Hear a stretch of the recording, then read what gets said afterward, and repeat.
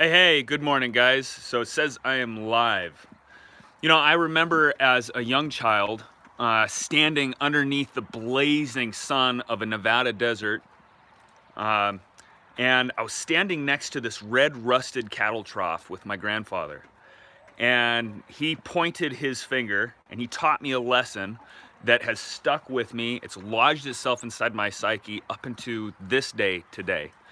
He was pointing, and I wasn't looking at where his pointer finger was pointing. I wasn't looking out into the world. I was focused on his hand. And he said, those of us who point fingers always have three fingers pointing back at ourselves. And that thought inspired me to grab some information from James Allen, who wrote Light on Life's Difficulties. This was written in 1912. And he says, and first of all, I just want to say, guys, that when it comes to speaking about this kind of stuff, I'm living up in a rural part of Montana, so I am not in the thick of it. All I'm doing is I'm just sharing a viewpoint of somebody who lived long ago, who was a lot wiser than myself, and I just want to preface it that way. So he says, those who hope to better themselves and humanity constantly aim for an attitude of mind that is a blessing to themselves and others. They aim for an attitude of mind that is a blessing to themselves. Meaning, what does that feel like? How does that feel?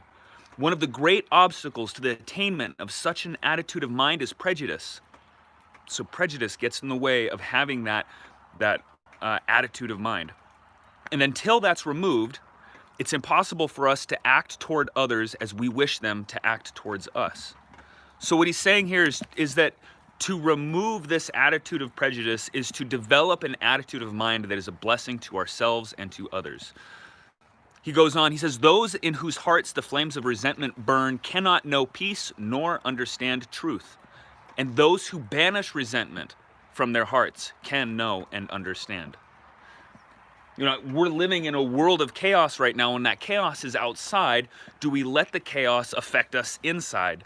Are we managing the garden of our own minds, pulling the weeds of chaos and resentment, or are we letting them grow? Are we nurturing an attitude? Are we watering? Are we taking care of our garden and creating that attitude that is a blessing to ourselves and those around us? He goes on here, he says, those who believe that they love truth, let them stop opposing others and let them strive to calmly and wisely understand them. In so acting toward others, they are conquering their own lesser selves. That's powerful. We think about prejudice, it's far more than a race issue. I mean, this goes a lot deeper. This goes, every divide, every split in unity comes from a place of prejudice.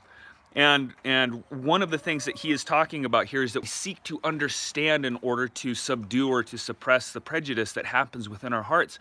And the way that we can do that, like how do we put this into our lives today?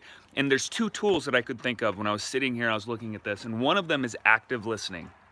It means listening with the intent to understand and not letting yourself drift into the thought of trying to hear or trying to respond to somebody else. And thank you, Jerry, for that message, by the way. I saw that.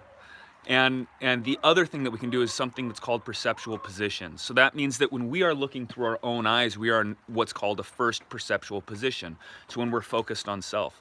When we want to move into a second perceptual position, that is when we basically put ourselves into the shoes of another person. We experience life, we experience the feelings, the difficulties. We put ourselves literally into the shoes of the other person and understand what that feels like. I just want to go on here with another thing that James Allen says. He says, those who think this person has injured me have not perceived the truth of life.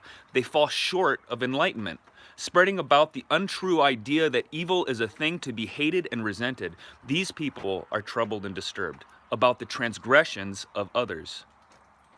But they are far from truth. And meanwhile, those who are troubled and disturbed about their own bad habits and shortcomings are very near the gate of wisdom. So rather than being distracted by the trouble, and rather than being pulled the resentment and the anger and the frustration of the world around us, being focused on ourselves and seeing where we fall short. Where are we triggered by the stuff that's happening in the world around us, and focusing on developing and taking care of that so that we can approach this problem with a compassionate heart and real understanding of where other people are. And he finishes here, and this is where we're going to end. He says, while sympathizing with others, their souls will be fed with heavenly dews of kindness, and their hearts will be strengthened and refreshed in the pleasant pastures of peace. Welcome to Mentor Morning, guys. I hope that you appreciate this message. If you do, please hit the subscribe button and the like button. And if you are so compelled, share this message. Thank you. Love you guys. See you tomorrow morning.